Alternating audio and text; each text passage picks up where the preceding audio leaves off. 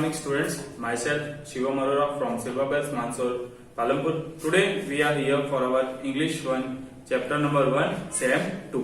Okay students, हमारा जो ये फर्स्ट चैप्टर क्या है, many kind of arts. Okay सबसे पहले मेनी काइंड ऑफ आर्ट्स इस चैप्टर पे जाने से पहले हम इसका थोड़ा इंट्रोडक्शन पार्ट देख लेते हैं इस चैप्टर से कुछ अलग. ओके सबसे पहले स्टूडेंट्स आपके लिए आप बोलोगे कि what is art.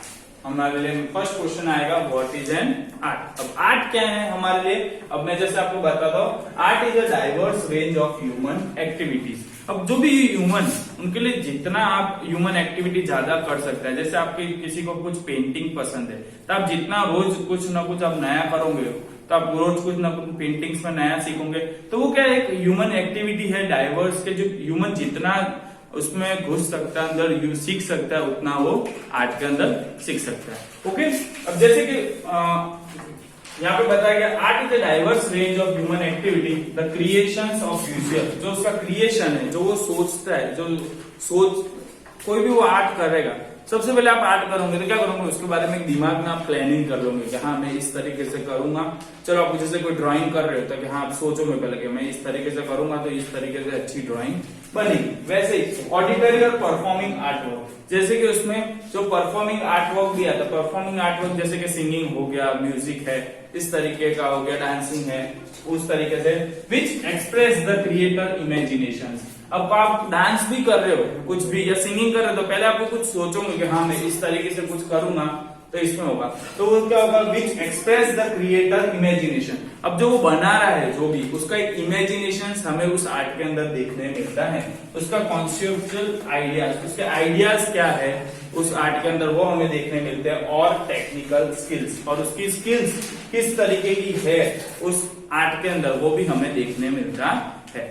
Okay students, ये था हमारा क्या था आर्ट के बारे में आपको मैंने जो बताया आर्ट. अब आर्ट के अंदर कुछ मैंने यहाँ पे कुछ टाइप्स लिए हैं. वैसे तो बहुत सारे टाइप्स है आर्ट के अंदर, बट मैंने कुछ नॉर्मली 4 टाइप्स लिए. आपको ज्यादा हम डिटेल में जाएंगे नहीं, आपको नॉर्मली मैं समझाऊंगा. जैसे कि हमारा टाइप ऑफ आर्ट्स है यहाँ पे. ओके उसको मैंने 4 टाइप लिए है. जैसे फर्स्ट है graphical art. Okay graphical art के अंदर क्या आता है, जैसे ड्राइंग हो गया, पेंटिंग हो गया, ये चीजें आती है. सेकंड है हमारा परफॉर्मिंग आर्ट. परफॉर्मिंग आर्ट के अंदर क्या, जो हम परफॉर्म करते हैं, जैसे कि डांस हो गया, म्यूजिक हो गया, थिएटर्स हो गया. थिएटर्स मीन्स आप जो एक्टिंग करते हो वो. अब जो हमारा थर्ड है decorative art. Decorative art means enamel work हो गया, डिजाइनिंग हो गई, ये सारी चीजें किसमें आती है, हमारी डेकोरेटिव आर्ट में आती है. अब जो हमारा फोर्थ आर्ट है वो क्या है, लिटरेचर आर्ट. अब लिटरेचर आर्ट के अंदर क्या आता है स्टूडेंट्स, पोएट्री हो गई, ड्रामा हो गया, स्टोरी हो गई, इस तरीके से ये हमारा आता है. सो स्टूडेंट्स ये था हमारा 4 टाइप ऑफ आर्ट्स जैसे मैंने आपको बताया. अब जो मैं आपको इसके आगे का जो हमारा जो चैप्टर है एक्टिविटी 1 वो मैं आपको हमारी स्क्रीन पे बताने वाला हूँ. जो हमारा फर्स्ट चैप्टर है many kinds of art. Okay so हम हमारी स्क्रीन पे चलते हैं एक्टिविटी 1 के लिए. सो स्टूडेंट्स अब हम देखेंगे हमारा जो एक्टिविटी नंबर 1, जो हमारा यूनिट नंबर 1 है मेनी काइंड्स ऑफ आर्ट, उसका हमारा एक्टिविटी 1 क्या है. So this unit is about art. अब स्टूडेंट्स जैसे मैंने आपको बताया कि ये यूनिट है पूरा किसके ऊपर डिपेंड है, हमारे आर्ट के ऊपर डिपेंड है. This picture is famous art print by the Courier and the EVS first printings in 1872. अब स्टूडेंट्स आपको यहाँ पे एक इमेज देखने मिल रहा है. अब ये इमेज 1872 के में बना था और एक इसमें बना था the Courier and the EVS जो थे उनके थ्रू ये प्रिंटेड हुआ था, उन्होंने बनाया था. What do you see in the picture? अब स्टूडेंट्स आपको मैं यहाँ पे एक एक्टिविटी दे रहा हूँ. आपको क्या एक्टिविटी दे रहा हूँ, आपको सबसे पहले यहाँ पे पूछा गया कि आपको इस इमेज के अंदर क्या देखने मिल रहा है. ओके सबसे पहले आपको इस इमेज को अच्छे से देखना है. इस इमेज को देखने के बाद आपको अपने माइंड्स में इमेजिन करने हैं. क्या चीजें इमेजिन करनी है, वो list all the things you see that you can name in the English. अब आपको इस इमेज में देखना है, आपको कौन कौन सी थिंग्स आपको इस इमेज के अंदर देखने मिल रही है, वो सारी इमेजेस आपको अपने नोटबुक के अंदर लिखनी है. स्टूडेंट्स जब भी मैं आपका ओरल के अंदर नोटबुक चेक करूंगा तब ये देखूंगा कि ये एक्टिविटी आपने करी है या नहीं. How many words did you list. अब आपको लास्ट में बताना है कि आपने कितने वर्ड लिस्ट किए. ये क्वेश्चन भी आपको उसी के अंदर लिखना है. Share your list with your classmate who made the longest list. अब आप अपने स्टूडेंट्स, आप जो जितने भी लिस्ट बना रहे हो वो अपने क्लासमेट्स के थ्रू शेयर कर सकते हो व्हाट्सएप में कि मुझे देखो इतनी लिस्ट में मिला है, मुझे इतने मिला, आपको कितना मिला, आप दोनों व्हाट्सएप के चैट थ्रू के आप डिस्कस कर सकते हो या कॉलिंग के थ्रू भी आप डिस्कस कर सकते हो। सो मैं लास्ट में जो भी एक्टिविटी है वो सारी चेक करूंगा। ओके स्टूडेंट्स, अब जो हमारी जो एक्टिविटी नंबर 2 है वो देख लेते हैं। मेन जो हमारी है एक्टिविटी 2, अब यहाँ पे भी आपको एक इमेज देखने मिल रही होगी, यहाँ पे भी एक पेंटिंग करी गई है। ओके, अब वो क्या है हम वो देख लेते हैं। Vincent van Gogh was an artist who live in the Netherlands from 1853 to 1890। अब यहाँ पे बताया गया है एक आर्टिस्ट के बारे में हमें बताया गया है जिसका नाम क्या है, विंसेंट वैन गो। ओके, ये आर्टिस्ट था, ये कहाँ पे रहता था स्टूडेंट्स, नेदरलैंड के अंदर रहता था और उसका जन्म कब हुआ था, 1853 में वो बॉर्न हुआ था और जो उसकी लास्ट में डाइड हुई थी, कब हुई थी, डेथ हुई थी उसकी 1890 में उसकी डेथ हुई थी। ओके, अब students he painted more than 900 paintings. अब उसने कितनी paintings, more than means 900 plus paintings उसने पेंटेड करी थी।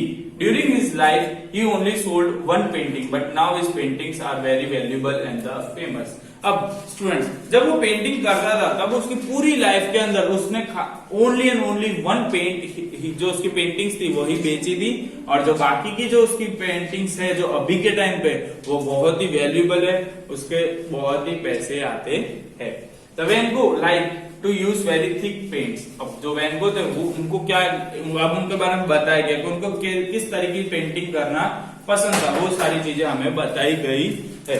तो Van Gogh like to use very thick paints. अब जो कलर करते थे पेंट के लिए उसमें वो बहुत ही थिक पेंट में जो हम बोलते हैं जाड़ा कलर, उस तरीके का उनको कलर पसंद था जो करने के लिए। एंड ही लव कलर्स, और वो कलर्स को बहुत ही पसंद करते थे। Look at the details from one of his paintings. अब आपको यहाँ पे उसकी पेंटिंग्स बताई गई है कि इस तरीके से आपको डिटेल देखने की किस तरीके की पेंटिंग है। अब कौन कौन सी डिटेल्स आपको यहाँ पे चेक करनी है वो देखनी है, मैं आपको बता रहा हूँ। What colour do you see, आपको सबसे पहले इस पेंटिंग के अंदर कौन कौन से कलर्स आपको देखने मिल रहे हैं स्टूडेंट्स, वो भी आपको मैं एक एक्टिविटी दे रहा हूँ, वो आपको नोटबुक में लिखना है। Okay, do you see the rough texture of the canvas, क्या आपको इसमें रफ टेक्सचर है जो कैनवास का क्या वो देखने मिल रहा है, तो वो भी बताना है। How would you describe the paint, अब आपको ये जो पेंट है आप किस तरीके से उसको डिस्क्राइब करोगे वो भी देखना है आपको। फिर आपको बताया गया is this thick, thin, heavy, light, dark, bright, soft, hard, flat, bumpy, form, क्या ये सारी चीजें आपको बताएगी। इसमें से आपको कौन सी चीज इसके अंदर दिख रही है वो सारी चीजें भी आपको बतानी है। ओके, अब the Van Gogh made the strokes with the brush. अब जो सारे के सारे जो स्ट्रोक्स करता था वो किससे करता था, अपने ब्रश से ही करता था। Do you think he pushed on a canvas formally और सॉफ्टली, क्या आपको क्या लगता है इस पेंटिंग के अंदर, क्या वो उसने जो सारी जो उसने जो उसके ब्रशेस थे क्या उसने सॉफ्टली करा होगा या फॉर्मली करा होगा या एकदम हार्डली करा होगा, जिस तरीके से भी करा होगा आपको वो बताना है। Did he move the brush quickly और स्लोली, अब इसने बताया कि उसका जो ब्रश था कि वो एकदम फास्ट कर रहा था या स्लोली कर रहा था, वो भी आपको इस हिसाब पेंटिंग को देख के पता चल जाएगा। How do you think he made this marks, अब आपको उसमें बताया कि आपको इमेजिन करना है कि आपको देखना है कि इसने किस तरीके से ये सारे जो पेंटिंग्स है उसके अंदर मार्क्स किस तरीके से बनाए होंगे, वो सारी चीजें आपको सोच के आपको एक नोटबुक में सारे आंसर्स आपको लिखने हैं स्टूडेंट्स। ओके, अब जो स्टूडेंट्स हमारी नेक्स्ट एक्टिविटी है एक्टिविटी नंबर 3, जो आपको यहाँ पे मैं आपको इमेज दिखा देता हूँ। अब ये विंसेंट वैन गो की ही इमेज है जो उसने खुद अपने आप से अपनी इमेज ड्रॉ करी थी। ओके, और जो खुद से अपनी इमेज जो हम ड्रॉ करते हैं उसे स्टूडेंट्स हम क्या बोलते हैं, सेल्फ पोर्ट्रेट बोलते हैं। ओके, अब activity number 3, below you can see the 3 of the Van Gogh paintings. अब स्टूडेंट्स आपको यहाँ पे 3 वैन गो की पेंटिंग्स आपको देखने मिल रही होगी। ओके, यहाँ पे आप देख सकते हो 1, 2 एंड 3 पेंटिंग्स जो वैन गो ने बनाई थी वही तीनों पेंटिंग्स है। The one picture is a self portrait, अब जैसे आपको पता चल रही है ये वाली जो पिक्चर है वो कैसी है, सेल्फ पोर्ट्रेट है। That means it is a painting that when go painted of himself, ये पिक्चर्स की खुद की पिक्चर्स है और इसने वैन गो ने क्या करी थी, खुद की पिक्चर अपनी खुद की बनाई थी जो पेंटेड करी थी। The way an artist paints, the colour he choose and the shapes he likes are all the part of his styles. अब जो इसका एक अलग ही स्टाइल्स था, ये किस तरीके से अपनी पेंट चूज करता, पेंटिंग चूज करता, आर्टिस्ट इसके पेंट्स वो किस तरीके से कलर चूज करता और किस तरीके से शेप्स ये चूज करता, वो एक तीनों इसका डिफरेंट वे था। बाकी जो पेंटर्स थे उसके डिफरेंट तरीके से ये अलग से करता था। The Van Gogh paintings are all different subjects, और जो वैन गो की जो पेंटिंग्स होती है वो क्या होती है, सारी के सारी अलग सब्जेक्ट्स पे होती है। But the style of all the three are the same, उसकी सब्जेक्ट्स क्या होता है, अलग अलग होता है, बट उसका जो पेंटिंग करने का स्टाइल है स्टूडेंट, वो क्या होता है, सेम का सेम ही होता है।